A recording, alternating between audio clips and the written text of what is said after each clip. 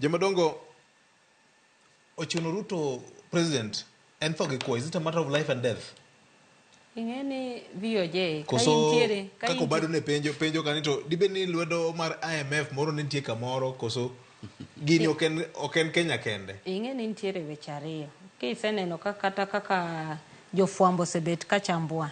Iyudo ka omenda mwasebet kwa kwayo. Ainya kuom IMF kendo World Bank. Kendo apani sirikal ni gisehero kabisa. Nikech kineno kata omenda mwasebet kwa yudo. Gisebedo very generous. To omenda go biro gi strict conditions. Mapa ni mago be wasebet kawa nyiso ji ni sama pesa ni obiro nitie kaka ginyiso ni kama ubro riembo ji e tich, parastatals gi ubro maj, gima kama ubro timo. Koro samo ayudo pesa no to ber, lakini gik maginyiso wani watim ka be nyaka watim ang'owa, be nyaka watim. To machielo be nyaka waduok pesa ni. Nikech sama wakawe cha bedo ngwa winjire ni tim ang'owa, iduoke.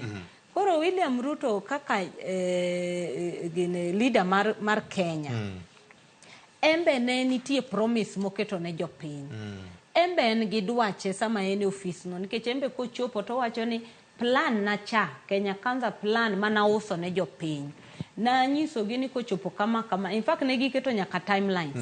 Mar kaka nonego benigi achieve gik mane ginyiso jopiny mane gindikrego gi jopiny. Koro en bodhi to beto ng'iyo ni to pesa manitie omenda madonjo ni, budget mwaketo ni. Nyalo bet ni rand sirikal to projects nagi betimre nade dhi mbele. Kore momi yudo ka en kamubete ilongo ni ene catch 22. Manyiso ni pesa ni be nyako raise mondo tim ang'owa otim projects negi to sirikal bo tim ang'owa odhi mbele. To dwaro be pile mana kaka ineno friend ne wacho niya dwaro be medore. Nikech kata in kama intiere kawuono okidwa ni kiny kichiew tiche kiyudri kama intiere. Idwa ni mondo itim ang'owa idhi mbele. Koro kae in gi debt monego ichul, in gi projects, in gi unfulfilled promises mane miyo jopiny, imbe dwa ni mondo iloki nikech in ofisi igni abich. Igni abich gi ibro dok ir japiny.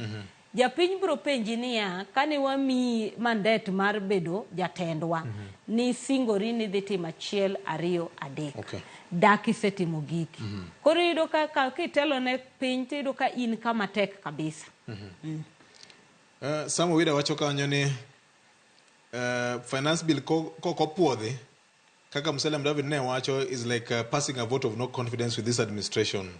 Negin kama tek ahinya. No. Dibeni ma justify gimomiyo jatend pinyo